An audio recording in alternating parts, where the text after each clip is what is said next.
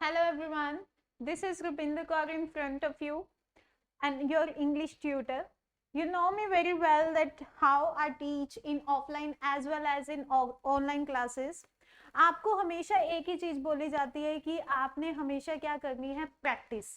कोई भी हमारे पास आर्ट हो, चाहे वो पेंटिंग का आर्ट हो, चाहे वो डांसिंग का आर्ट हो, चाहे वो कोई भी आर्ट हो, आपको एक चीज हमेशा कही जाती है कि आपने करनी है प्रैक्टिस।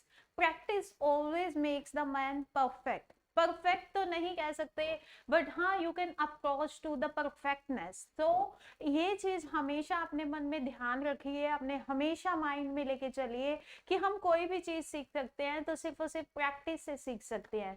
कोई भी इंसान, चाहे मैं खुद को ले लूं, मुझे भी पहले इंग्लिश नहीं आती थी। मैंने कोई यहाँ पर स्पेशली भगवान से मैं वरदान लेकर नहीं आई थी कि मुझे सिखा दो भाई इंग्लिश, क्योंकि मुझे धरती पर जाकर लोगों को इंग्लिश सिखानी है।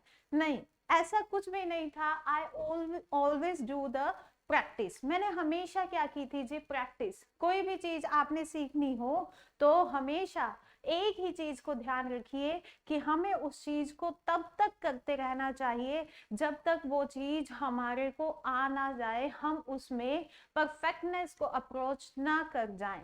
तो पिछली क्लास में हमने क्या सीखा था प्यारे बच्चों? हमने सीखा था जी प्रेजेंट इंडेफिनिट टेंस। हमने टेंसेस की नॉलेज ली थी कि हमारे पास अलग अलग टाइप के टेंसेस होते हैं, 3 टाइप के, प्रेजेंट, पास्ट एंड फ्यूचर।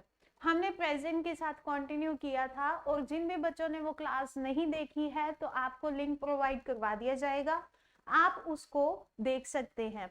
और उसको देख के फिर आपको मैं ये सजेस्ट करूंगी कि आप इस वीडियो को देखें और इसमें प्रैक्टिस करें मैक्सिमम एग्जाम्पल्स की। सो अगर किसी ने वो वीडियो नहीं देखी है देन ऑल्सो इट्स ओके। आपको थोड़ा सा मैं रिकॉल करवा देती हूँ यहाँ पर कि हमारे पास प्रेजेंट टेंस में अलग अलग टाइप होते हैं जी।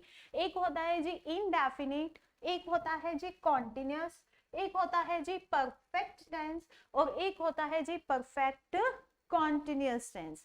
सो हमने इनडेफिनिट टेंस के साथ कंटिन्यू करना है। इनडेफिनिट टेंस हमारे पास क्या होता है?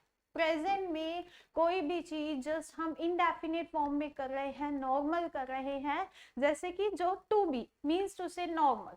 ठीक है, तो प्रेजेंट में कोई चीज हमें नॉर्मली बोलनी है तब हम यूज करते हैं जी present indefinite tense.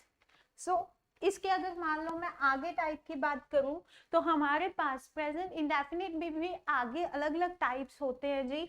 Affirmative, negative, interrogative and negative interrogative.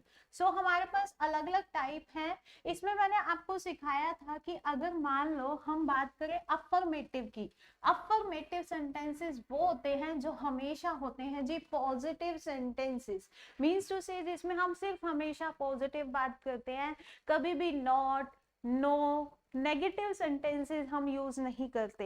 इसी के साथ हम ना ही इसमें किसी भी तरह का क्वेश्चन पूछते। और सेकंड हमारे पास प्रेजेंट इंडेफिनिट टेंस था जी नेगेटिव, यानी कि जिसमें हम नेगेटिव बातें करते हैं, और इंटेरोगेटिव, इंटेरोगेटिव जिसमें हम क्वेश्चन पूछते हैं, and negative interrogative, negative interrogative यानी जिसमें क्वेश्चन तो पूछा जा रहा है बट हम उसमें क्या यूज कर रहे हैं जी, नोट, नो, इस तरीके के वर्ड्स यूज कर रहे हैं, या नेगेटिव वर्ड्स यूज कर रहे हैं जैसे hardly, scarcely and something like that.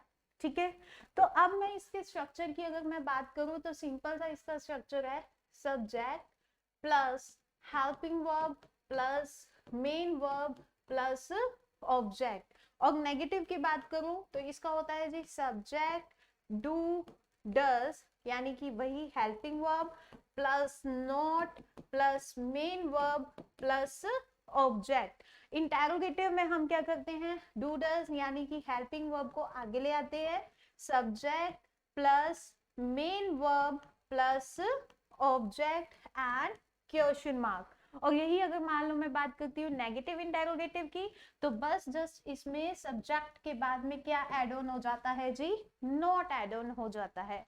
I hope so आपको रिकॉल हो गया होगा कि हमें प्रेजेंट इंडेफिनिट टेंस में क्या क्या चीजें करनी है और कौन कौन सी चीजों को हमें फॉलो करना है।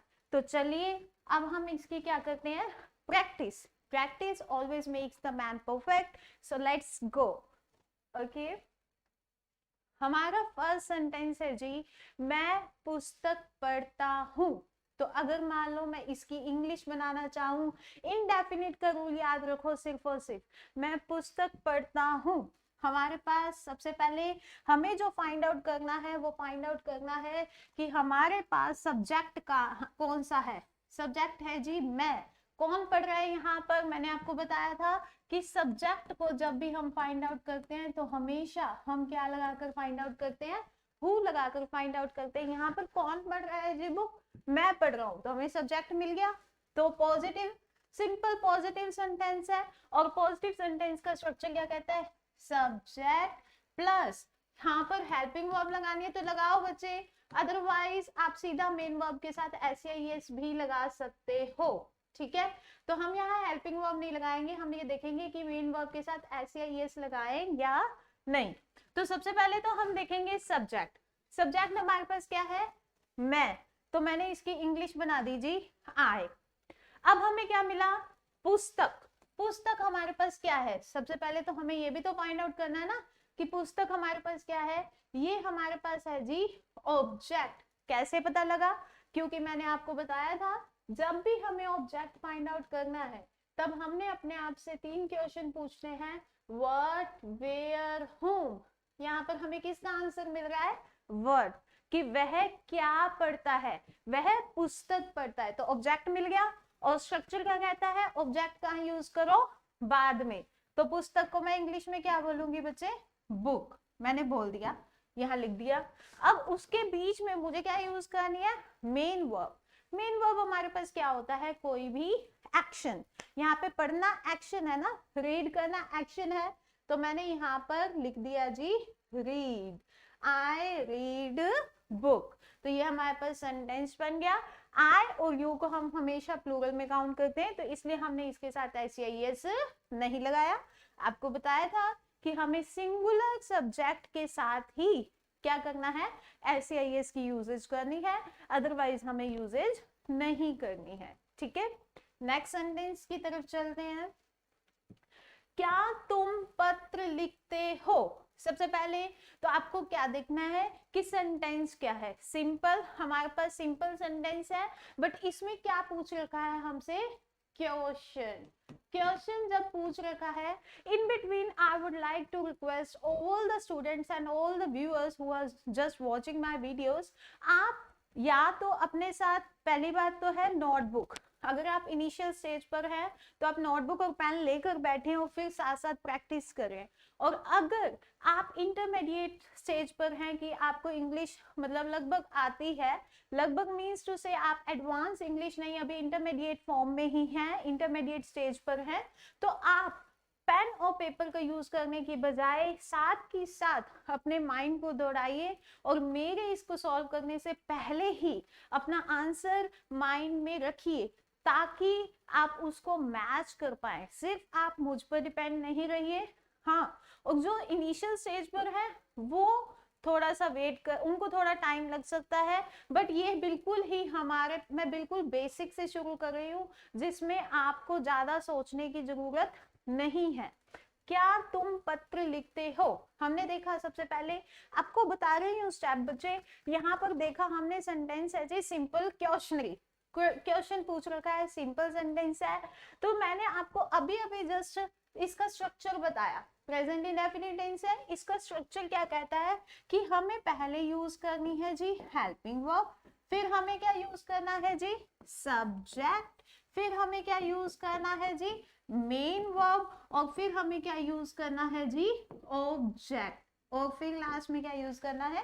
Question mark. ठीक है, तो हम इसी के अकॉर्डिंग ही चलेंगे।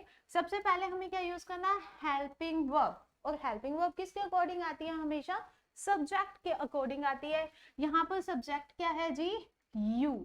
मैंने यू लिख दिया, यहाँ पर सब्जेक्ट यू है ना, कि कौन लिख रहा है, यहाँ पर कौन पत्र लिख रहा है? हु का आंसर मिल गया हमें जी तुम, तो मैंने यहाँ पर लगा दिया जी यू।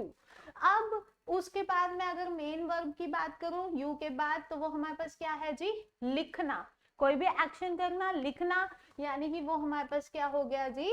राइट। इसी तरीके से अगर मान लो मैं ऑब्जेक्ट की बात करूं, हमें यही फाइंड आउट करना है कि हमारे पास सब्जेक्ट कहाँ पड़ा है, ऑब्जेक्ट कहाँ पड़ा है। अब जैसे मैं पत्र की बात करती हूँ, यहाँ पर मुझे पत्र कैसे पता लगा कि ऑब्जेक्ट है, क्योंकि मैंने आपको बता रखा है कि ऑब्जेक्ट के लिए क्या क्वेश्चन पूछने हैं, व्हाट, वेयर, whom। तो भाई क्या लिख रहा है जी, हमें आंसर मिल गया जी पत्र, यानी कि लेटर। तो ऑब्जेक्ट की पोजीशन कहाँ है, मेन वर्ब के बाद, तो हम यहाँ पर लिख देंगे लेटर। हेल्पिंग वर्ब तो रह ही गई। अभी आपको बताया कि हमें क्या यूज करना है, डू या डस, और यू और आई के पहले या बाद में हमें क्या यूज करना है, डू। ठीक है, तो इनको हालांकि इनको हमेशा क्या किया जाता है, प्लूरल फॉर्म में काउंट किया जाता है, इनके साथ डज नहीं यूज होता। ठीक है, इससे नेक्स्ट हम बात करते हैं सेंटेंस की, वह सच बोलता है। हमारे पास कौन सा सेंटेंस है जी, ये अफर्मेटिव सेंटेंस है, सिंपल अफर्मेटिव पॉजिटिव बात की जा रही है। तो हमने यहाँ पर पहले फाइंड आउट किया जी वह क्या है हमारे पास, सब्जेक्ट।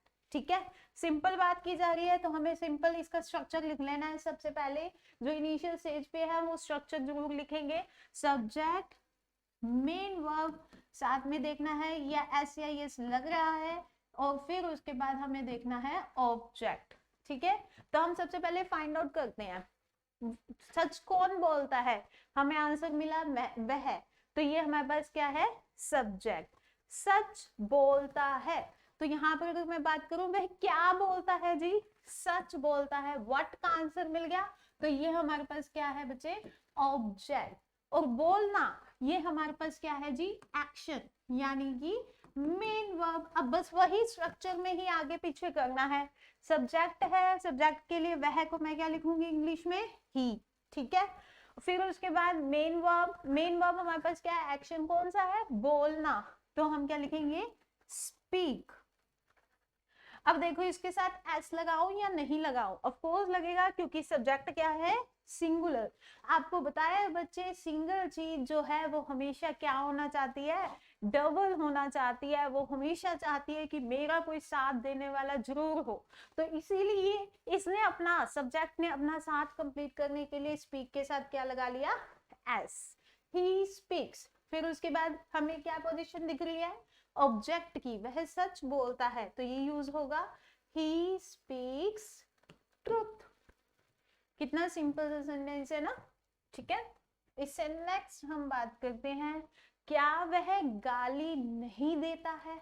ठीक है, सबसे पहले तो हमें सेंटेंस का टेंस का टाइप देखना है हमें कि कौन सा टाइप है, हमारे पास प्रेजेंट टाइप है, और इसमें क्या है जी, आगे इंटेरोगेटिव क्वेश्चन, मतलब क्वेश्चन पूछ रखा है, इंटेरोगेटिव सेंटेंस है, but at the same time इसमें क्या यूज कर रखा है, नहीं, यानी कि ये हो गया जी नेगेटिव इंटेरोगेटिव।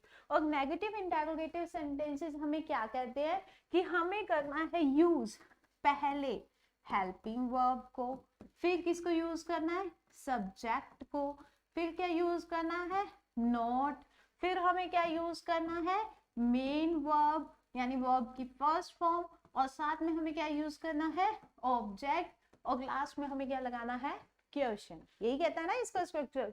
तो इसी के अकॉर्डिंग ही पहले फाइंड आउट करेंगे कि कौन गाली नहीं देता है, हु, तो वह आंसर मिल गया, तो ये हमारे पास क्या है जी, सब्जेक्ट। वह क्या नहीं देता है, क्या का आंसर मिल गया यानी गाली, वो हमारे पास क्या है जी, ऑब्जेक्ट। तो फिर उसके बाद अगर मान लो गाली नहीं देता है, गाली नहीं देने को हमारे एक्शन होता है जी अब्यूजिंग। ठीक है, तो अब यहाँ पर वही चीज ही हमने करनी है, तो सीधा ये हमारे पास गाली नहीं देना ही हमारे पास अब्यूज बन जाएगा। तो सबसे पहले हम यूज करेंगे यहाँ पर सब्जेक्ट वह, तो इसके लिए हमने यूज कर दिया ही। आपको पता है ही से पहले क्या यूज करना हमने, डज, तो डज ही नॉट, फिर उसके बाद हमारे पास है जी गाली नहीं देना, ये सारे का सारा एक्शन की तरह ही काम करेगा। हालांकि यहाँ पर ये ऑब्जेक्ट है बट ये सेपरेबल नहीं है, तो हम सीधा ये करेंगे ही डज नॉट, फिर उसके बाद हमें क्या यूज करना है, abuse, ABUSE, abuse, does he not abuse। ठीक है, तो ये हमारे पास हो गया है जी ये सेंटेंस। और आप समझ पा रहे होंगे कि आपको देखो सभी के सभी सेंटेंसेस हर एक टाइप से नहीं होते हैं, आपको कुछ एक वर्ड्स की नॉलेज होनी बहुत जरूरी है। अगर आप वर्ड्स की नॉलेज रखते हो ना, आपको कम वर्ड्स की नहीं, आपको बहुत सारे वर्ड्स ऐसे चाहिए ताकि आप सीख सको, बोल सको, और वो आप इसी के थ्रू ही बोल सकोगे, इसी के थ्रू ही सीख सकोगे अगर आप प्रैक्टिस कर पाओगे तो। ठीक है, इससे नेक्स्ट हम बात करते हैं, वह उसे कभी नहीं डांटता। सिंपल बात कर रहे हैं हम, बट उसमें क्या यूज कर रहे हैं हम, नहीं, नेगेटिव। और ये भी लिख रखा है कभी नहीं, मतलब कि नेवर, कभी नहीं डांटता। तो आप यहाँ पे नेगेटिव के लिए डज नॉट यूज नहीं कर सकते, नॉट नहीं यूज कर सकते, आपको क्या यूज करना पड़ेगा, नेवर। अगर मान लो कोई और किसी और के बारे में बात हो रही है तो समवन यूज करोगे, ठीक है, या फिर एनीवन यूज करोगे, सभी के लिए बात के कोई भी आ सकता है जी। इसी तरीके से कभी नहीं, इसके लिए आपको क्या यूज करना पड़ेगा, नेवर। ये हैबिचुअल एक्शन है जी, ये उसकी हैबिट में है। ठीक है, तो हम यहाँ पर बात करते हैं नेगेटिव की, वह उसे कभी नहीं डांटता।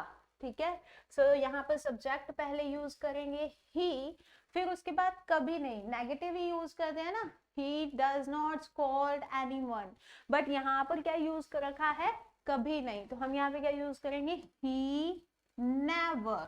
मैंने यहाँ पर does not की जगह यहाँ पर क्या लगाया, never। क्यों, क्योंकि यहाँ पर क्या है जी, कभी। अगर सिंपल होता वह उसे नहीं डांटता, तब मैं यूज करती he does not scold him or her। ठीक है, बट यहाँ पर कभी नहीं यूज कर रखा है तो मैंने नेवर यूज कर लिया, ही नेवर। फिर उसके बाद हमारे पास main verb that is scold, he never scold her और हिम। अब अगर मान लो मैं यहाँ पर बात करूं कि क्या मुझे स्कॉल्ड यूज करना चाहिए या स्कॉल्ड यूज करना चाहिए, ऑफ कोर्स मैं क्या यहाँ पे यूज करूंगी, स्कॉल्ड्स, क्योंकि मैंने यहाँ पर डू डज यूज नहीं किया। ठीक है, इससे नेक्स्ट हम बात करते हैं, क्या विजय गाना गाता है। तो हम यहाँ पर हमारे पास क्वेश्चन को क्या पूछ रखा है हमारे से, इंटेरोगेटिव क्वेश्चन पूछ, मतलब इंटेरोगेटिव सेंटेंस है। तो हम अगर मान लो बात करेंगे क्या और सब्जेक्ट की बात करेंगे तो वो हो जाएगा विजय, और क्या नहीं, क्या गाता है जी वो, तो हमारे पास आ गया जी गाना, तो ये हमारे पास क्या है जी ऑब्जेक्ट, और गाता है ये हमारे पास क्या है जी एक्शन। और हमारे पास सिंपल जो स्ट्रक्चर है वो क्या कहता है, पहले सब्जेक्ट को आगे लेके आओ, यानी कि विजय। ठीक है, यूज कर लिया, बट ये क्वेश्चनरी है तो हमें इसके आगे डू या डज लगाना पड़ेगा, तो हम विजय सिंगुलर है इसलिए हमें क्या यूज करना पड़ा, डज, डज विजय। फिर उसके बाद मुझे क्या यूज करना है, मेन वर्ब यानी कि सिंग। ठीक है, गाता है यानी कि सिंग। फिर उसके बाद हमारे पास क्या है जी गाना, does Vijay Singh a song. ठीक है, हो गया। फिर उसके बाद अभी ये यहाँ पर मैंने क्या यूज किया, अ सॉन्ग, मैंने द सॉन्ग क्यों नहीं यूज किया, सिंपल सॉन्ग क्यों नहीं यूज किया। तो बच्चे आप ये मुझे कमेंट सेक्शन में बताइए कि मैंने क्यों नहीं यूज किया। ये एक्चुअली बहुत ही इंपॉर्टेंट टॉपिक है हमारा ग्रामर का, that is article. If you have the knowledge regarding this then please do comment. Next हमारे एग्जाम्पल की तरफ चलते हैं, वे तुम्हें प्यार करते हैं। तो यहाँ पर कौन करता है जी प्यार, सिंपल सेंटेंस है, वे, तो हमें क्या यूज करना है, दे। फिर उसके बाद प्यार करते हैं, सिंपल सेंटेंस है तो मेन वर्ब यूज करेंगे, प्यार करना उसको हम क्या बोलते हैं जी, लव। अब यहाँ पे सब्जेक्ट क्या है हमारे पास, प्लूरल, तो हमें इसके साथ एस यूज करने की जरूरत नहीं है, दे लव। फिर उसके बाद किसको, तुम्हें, तो यहाँ पे क्या यूज करना है जी, you, they love you, simple sentence. इससे नेक्स्ट की बात करते हैं, वह शाकाहारी खाना ही खाता है। मतलब यहाँ पर उसने ये कह दिया कि वह सिर्फ और सिर्फ वेजिटेरियन है जी। ठीक है, तो सिर्फ और सिर्फ वेजिटेरियन है, इसके अलावा और कुछ नहीं। मतलब हमें यहाँ पर कुछ एक और वर्ड यूज करना पड़ेगा, ओनली, कि सिर्फ और सिर्फ वही। तो हम यहाँ पे क्या यूज कर सकते हैं, ही सब्जेक्ट, कि वह कौन खाता है जी, वह, तो सब्जेक्ट मिल गया। फिर उसके बाद खाना, खाना यानी कि एक्शन, तो यहाँ पे क्या यूज करेंगे, ईट। ईट के साथ मुझे क्या यूज करना पड़ेगा, एस या ई एस। क्यों यूज करूंगी मैं, क्योंकि वह हमारे पास क्या है, सिंगुलर, ही ईट्स। फिर उसके बाद हमारे पास क्या है, शाकाहारी खाना। शाकाहारी खाने को बोलते हैं जी वेजिटेरियन फूड, ठीक है, ही ईट्स वेजिटेरियन फूड। फिर उसके बाद हमें क्या लगाना पड़ेगा, ओनली, ठीक है, he eats vegetarian food only, ठीक है। और फिर इसी तरीके से आपके माइंड में ये क्वेश्चन आया होगा कि मैम आपने ओनली यहाँ पर क्यों लगाया, आप ओनली को कहीं और भी तो लगा सकते थे, मैं यहाँ पर भी तो लगा सकती थी, ही ओनली ईट्स वेजिटेरियन फूड, लगा सकती थी ना, बट नहीं लगाया। लगाने को जी ये भी सेंटेंस ठीक है, ये भी सेंटेंस ठीक है, बट अगर मुझे क्या करना है, ज्यादा जोर देना है, कंपेल करना है किसी भी चीज पर, तब हम यूज करते हैं सब्जेक्ट के जस्ट बाद ओनली। सब्जेक्ट के जस्ट बाद हम सप्रेसिंग वर्ड यूज करते हैं। जैसे अगर मान लो किसी माँ बाप ने अपने बच्चे को कहा तुझे कामयाब होना ही पड़ेगा, तेरे पास 1 साल है बस, मतलब कि आपके ऊपर प्रेशर डाल दिया कि होना ही होगा, आपके पास कोई और ऑप्शन नहीं है, तब आप यूज करोगे सब्जेक्ट के बाद में such kind of words only, ठीक है, मस्ट, नेसेसरी। बट अगर सिंपल बात की जा रही है तो आप सिंपल ऑब्जेक्ट के बाद में भी इस टाइप के वर्ड्स यूज कर सकते हो। नेक्स्ट एग्जाम्पल की तरफ चलते हैं, तुम मुझे पागल लगते हो, ठीक है। तो यहाँ पर हमने क्या यूज किया, देखा, सबसे पहले तो हमारे पास सिंपल सेंटेंस है, तो ये है हमारे पास सब्जेक्ट। फिर उसके बाद क्या लगते हो जी, पागल, मीन्स टू से ये हमारे पास क्या है जी, ऑब्जेक्ट, ठीक है। तो सिंपल वही स्ट्रक्चर फॉलो करेंगे, सब्जेक्ट यानी कि यू, फिर उसके बाद लगते हो यानी कि मतलब कि हो नहीं, सिंपल नहीं कहा तुम पागल हो, you are an idiot, you are an idiot, नहीं, सिंपल यहाँ पे कि लगते हो, मतलब कि प्रतीत होते हो, मतलब मुझे सेंस आती है ऐसी, तो उसके लिए हम क्या यूज करते हैं, वर्ब सीम। हालांकि आपको ये पता होगा कि सीम का मतलब होता है देखना, बट सीम्स ये यहाँ पे मैम ने कैसे यूज कर दिया, ये भी यूज कर सकते हैं हम, किस केस में कर सकते हैं, जब आपको कोई चीज लगे, it seems to me that he is loving in nature, ऐसा मुझे लगता है कि वह उसका नेचर जो है वो बहुत ही प्यारा नेचर है, तो इसी तरीके से उसे लगता है पागल है वो, तो हम उस टाइम पे वर्ब कौन सी यूज करेंगे, सीम। यू सीम, क्या आगे क्या करना है हमने, इडियट, क्या लगते हो यानी कि सब्जेक्ट ऑब्जेक्ट लगाना पड़ेगा, तो हमने लिख दिया इडियट। अब यहाँ पर एक चीज और आ गई थी, मुझे पागल लगते हो, तो हम क्या यूज करेंगे, टू मी, ठीक है। अब यहाँ पर क्या है जी, एक और नया टॉपिक इंट्रोड्यूस होता है, मैंने यहाँ पे क्या लिखा, टू, फॉर मी क्यों नहीं लिखा, अबाउट मी क्यों नहीं लिखा, ऑन मी क्यों नहीं लिखा, ठीक है। तो हमारे पास इस टाइप के बहुत सारे ग्रामर में रूल्स हैं जो पर्टिकुलर किसी टाइम पर ही यूज कर सकते हैं, तो यहाँ पर मैंने टू में यूज किया है, ये प्रेपोजिशन का रूल है, हम आगे चलते हैं, कभी फिर हम डिस्कस करेंगे, ठीक है। इससे नेक्स्ट अगर हम बात करते हैं, वह रोज अखबार पढ़ता है, आप में से कितने लोग अखबार पढ़ते हो जी, सभी पढ़ते होंगे, परहैप्स मेरे वर्गा ही कोई होगा जो शायद ही अखबार कभी कभार अगर दिल कर जाए तो पढ़ लेता है, बट पढ़नी चाहिए अखबार। वह रोज अखबार पढ़ता है यानी कि हमने क्या कर दी, उसकी हैबिट बता दी, तो यहाँ पर सिंपल लिखेंगे ही, फिर पढ़ता है यानी मेन वर्ब यानी कि रीड, ही रीड्स, क्योंकि सब्जेक्ट सिंगुलर है इसलिए लगाया, ही रीड्स द न्यूज़पेपर अब रोज रोज पढ़ता है तो उसके लिए क्या लगाना पड़ेगा मुझे यहाँ पर, डेली। ठीक है, अगर मुझे ज्यादा ही जोक देना है तो मैं यहाँ पे लिख दूंगी he daily reads the newspaper, that's also correct, that's also fine. ठीक है, अब आपसे मैं एक क्वेश्चन पूछना चाहती हूँ कि क्या आपने ऐसा कभी सुना है कि मैम मैंने एक न्यूज देनी है आपको, मैंने 5 न्यूज देनी है। हम जनरली अपनी लाइफ में ऐसे बोलते हैं कि हाँ हाँ मेरे पास तो 2 न्यूज हैं, बहुत ही एक्सक्लूसिव न्यूज है। बट आपको क्या कभी आपने सोचा है कि हमने न्यूज के आगे कोई भी न्यूमरल लगाना है या नहीं? सोचिए इसके ऊपर।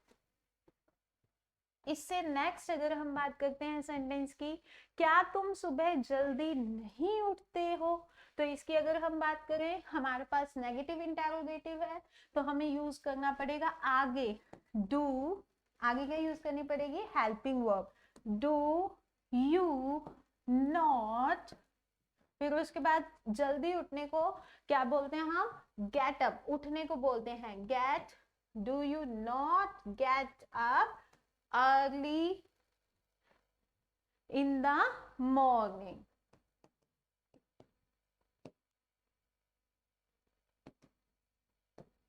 ठीक है, पीछे क्वेश्चन मार्क करते जाइए बच्चे, साथ साथ आप इसे ट्राई करते जाइए, क्योंकि प्रैक्टिस करेंगे तभी बात बनेगी, और मैं आपके साथ हूँ प्रैक्टिस करवाने में। उसे जानवरों से बहुत प्यार है। ठीक है, तो यहाँ पर हमारे पास क्या है जी, उसे बहुत प्यार है, तो हम लिखेंगे ही, उसे। ठीक है, तो ही, फिर उसके बाद जी उसे बहुत प्यार है, प्यार करने को इंग्लिश में क्या बोलते हैं जी, लव। अब यहाँ पर इसके साथ मुझे क्या लगाना पड़ेगा, एस या ईएस, ही लव्स एनिमल। अब बहुत प्यार है तो हम लिख सकते हैं वेरी मच या फिर अलॉट।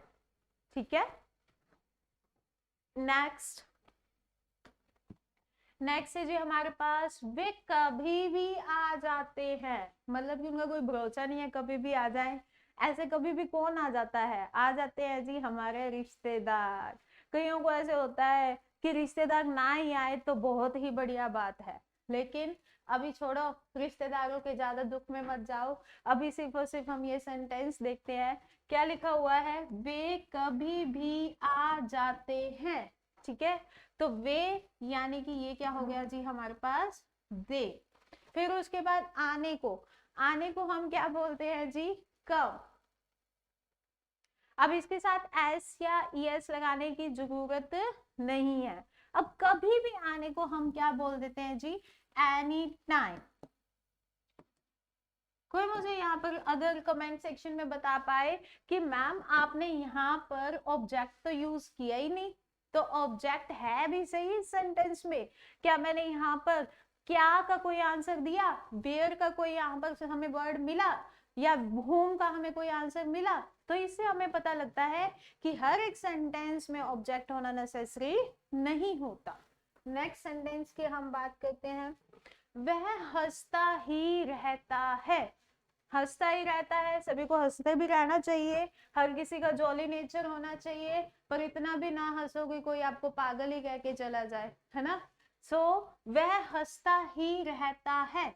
अब मैंने स्पेशली यहाँ पर डाला है बच्चे ही, इसका क्या मतलब है, ऑलवेज। यहाँ पर मैंने टाइम को शो करने के लिए किया है कि हमेशा ही हंसता रहता है, जब जरूरत नहीं है तब भी हंसता रहता है। अगर सिंपल होता ये सेंटेंस तो हम सिंपल लिख देते, ही स्माइल्स ऑलवेज, ही लाफ्स ऑलवेज। ठीक है, ऑलवेज हम तब लगाएंगे जब यहाँ पर क्या यूज होगा जी, ही। और अगर ऑलवेज यूज नहीं करना, वो किस कंडीशन में नहीं करना, जब यहाँ पर ही ना लगा हो, यानी कि हमने कोई टाइम मेंशन ही नहीं किया, तब हम ऑलवेज क्यों लगाएंगे। ठीक है, तो यहाँ पर है जी वह हंसता ही रहता है, ही ऑलवेज। अब हंसने की बात है तो हम यहाँ पर अगर हंसना भी हमारे पास अलग अलग टाइप का होता है जी, जैसे स्माइल करना, एक लाफ करना, ठीक है, कैकल करना, अलग अलग टाइप के हमारे हंसने वाले होते हैं, बट हम यहाँ पर यूज करते हैं जी स्माइल, ही ऑलवेज स्माइल। अब मुझे ये बताओ यहाँ पर हम क्या यूज करें, स्माइल्स या स्माइल? ही ऑलवेज यहाँ पर यूज होगा जी स्माइल, सिंपल, ठीक है, क्योंकि ये उसकी हैबिट है। इससे नेक्स्ट हम बात करते हैं जी, विजय प्रेरणा को पसंद करता है। तो यहाँ पर हु का आंसर मिला, वो मिला जी विजय, सिंपल, विजय। अब इसके बाद पसंद करता है, तो मैंने यहाँ पर क्या एक्शन यूज करना है, लाइक। अब विजय सिंगुलर है, तो सिंगुलर के साथ हमें क्या यूज करना पड़ेगा, एस या ईएस, विजय लाइक्स। अब हमारे पास ऑब्जेक्ट क्या है, हुम, किसको पसंद करता है जी, प्रेरणा को, तो ऑब्जेक्ट को पीछे लेके आना पड़ेगा, तो हम यहाँ पर लिख देंगे जी विजय लाइक्स प्रेरणा। नेक्स्ट सेंटेंस की तरफ चलते हैं, उसे सब्जियां काटनी नहीं आती, ठीक है। तो अब नॉर्मली क्या होगा, आप सब्जियां काटने को क्या बोलोगे, कट द वेजिटेबल, नो। हमें इंग्लिश की प्रॉपर नॉलेज होनी बहुत जरूरी है। आपको धीरे धीरे ये पता लगेगा कि हमें किस टाइम पर कौन से वर्ड यूज करने हैं। सब्जियां काटने को इंग्लिश में बोलते हैं जी सीजन द वेजिटेबल्स,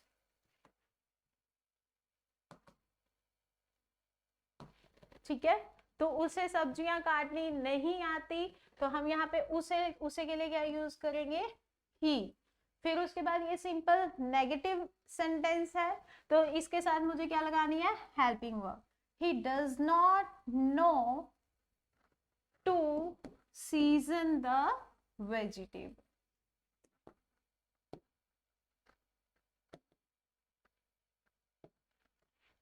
अब यहाँ पर लिखा हुआ है कि उसे सब्जियां काटनी नहीं आती, अगर लिखा होता उसे यह नहीं पता कि सब्जियां कैसे काटी जाती हैं, तब हमें यहाँ पर एक और वर्ड ऐड ऑन करना पड़ता, दैट इज हाउ, ठीक है।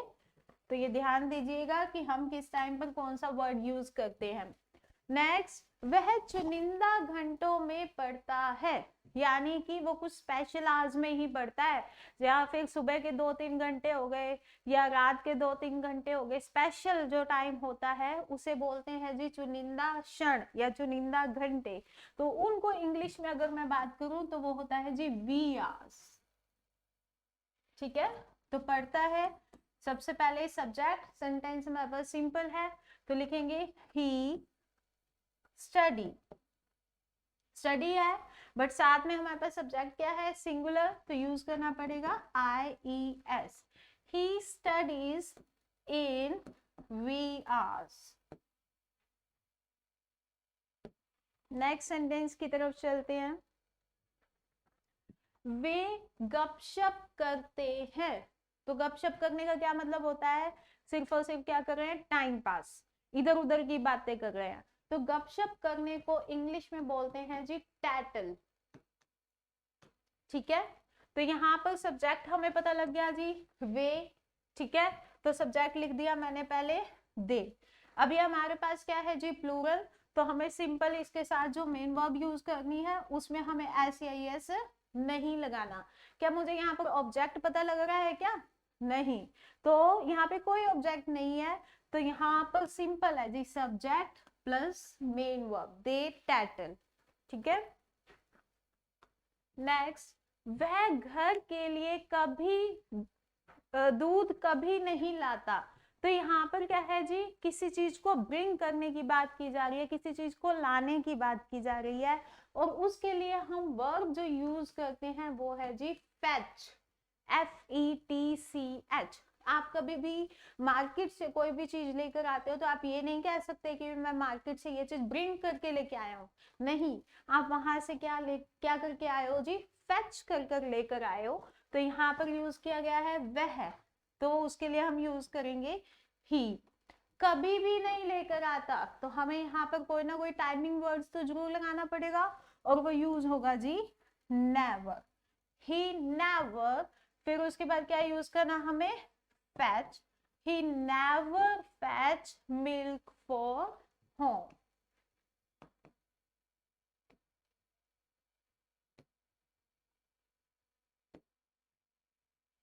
हमारे पास जितने भी टाइमिंग वर्ड्स हैं उनके बाद जो भी हमें वर्ब यूज करनी है वो हमेशा यूज करनी है जी वर्ब की फर्स्ट फॉर्म। ये हमारे पास क्या होते हैं 100% की वर्ड्स होते हैं प्रेजेंट इंडेफिनिट टेंस के लिए। क्या वह अच्छा नहीं खेलता, यहाँ पर ये सेंटेंस है, ये है जी हमारे पास इंटेरोगेटिव और वो भी जी नेगेटिव। तो यहाँ पर वह हु सब्जेक्ट मिल गया हमें, तो ये यूज कर लिया हमने यहाँ पर ही। अब यहाँ पर नेगेटिव है तो उसके लिए हमें क्या करना पड़ेगा, सब्जेक्ट से पहले हेल्पिंग वर्ब यूज करनी पड़ेगी। तो हम यहाँ पे यूज करेंगे डज ही, फिर उसके बाद क्या यूज करना होता है जी not, does he not play well. और नेगेटिव इंटेरोगेटिव के लिए हम एक चीज और कर सकते हैं, नॉट को अगर इकट्ठा लेके आना पड़े तो हम यूज कर सकते हैं जी डजंट ही प्ले वेल। ठीक है, तो इकट्ठे भी हम इसको यूज कर सकते हैं नॉट को और हेल्पिंग वर्ब को। तो आई होप सो आपकी प्रैक्टिस हो चुकी हो और इस टाइप के आप और भी सेंटेंसेस जो हैं वो ट्राई करेंगे अपनी डे टू डे लाइफ में, बोलने की कोशिश करेंगे और आई होप सो आप जुड़े रहेंगे। नेक्स्ट सेशन जो है वो बहुत ही इंपॉर्टेंट है, उसमें आपको टाइप ऑफ सेंटेंसेस बताए जाएंगे। प्लीज जुड़े रहिए और अपनी इंग्लिश को इम्प्रूव करते रहिए। So thank you.